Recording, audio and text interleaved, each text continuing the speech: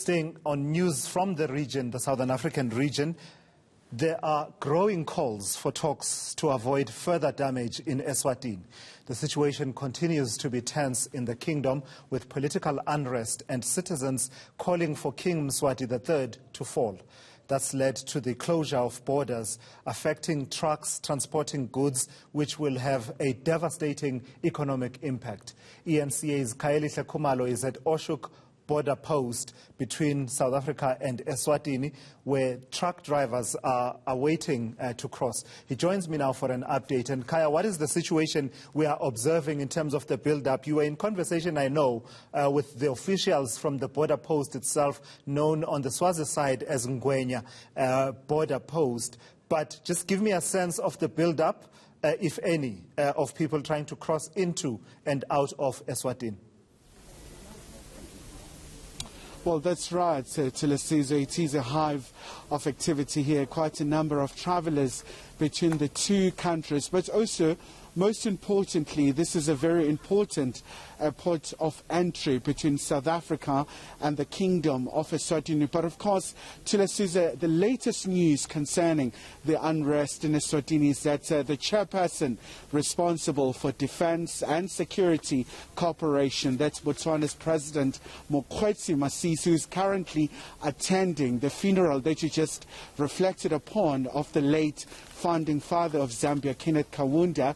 Of course, now he wants to meet with his counterparts within the SADC region to try and resolve the situation, to try and find a way, given, of course, the very devastatingly bad scenes that you have seen in eSwatini. But Tilasizo, joining us now is one of the truck drivers, and I won't be showing his face for the fear of victimization, but he just got back from the other side, and he's going to tell us his story about his experience. So, sir, thank you so much indeed for being so bold enough to talk to us. Maybe just take us through. You were in eSwatini. What exactly did you see? The situation started to get out of control on Monday evening. That's when they started to block the roads, looting the shops, burning the buildings, looting the trucks, burning the trucks after that. Then on Tuesday morning, the owner of the truck stop where we used to park, he asked us to leave his place. He told us he got the information that they are coming. We called our company in South Africa. They asked us to go back to South Africa. On our way to the Oshuk border, we met the first group. They stopped us. They forced us to open the truck. They took whatever they can take. They left. On our way to the border, we come across the second group that also stopped us. They asked where are we going to. I told them that we are going back to South Africa. They said they asked a donation from us. And how did you feel? I mean, that must have been a frightening experience where you had an encounter with the protesters, because obviously in such demonstrations, a lot of things could happen. Your life is endangered as much as it's a cause that is supported by a lot of people. But take us through, how did you feel as a truck driver?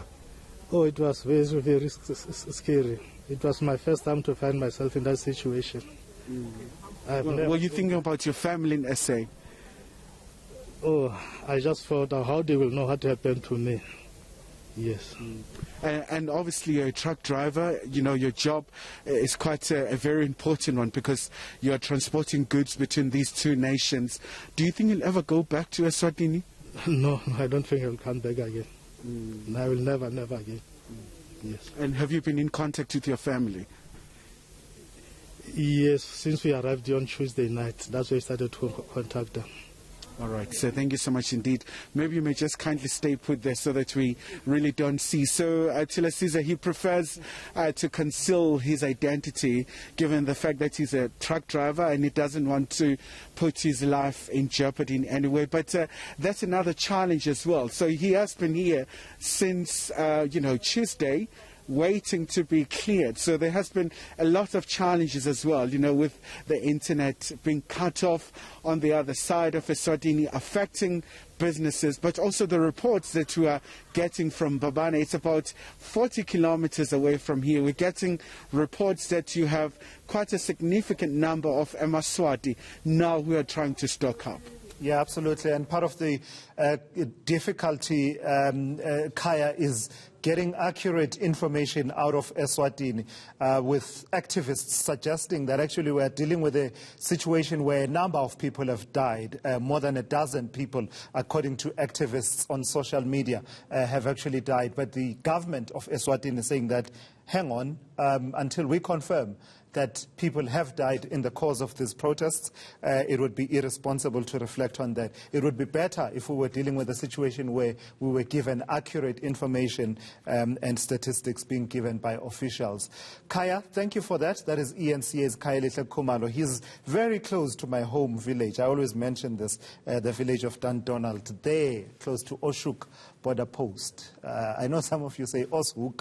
It's hard for me. We grew up saying it's Oshuk border post there to the east of South Africa.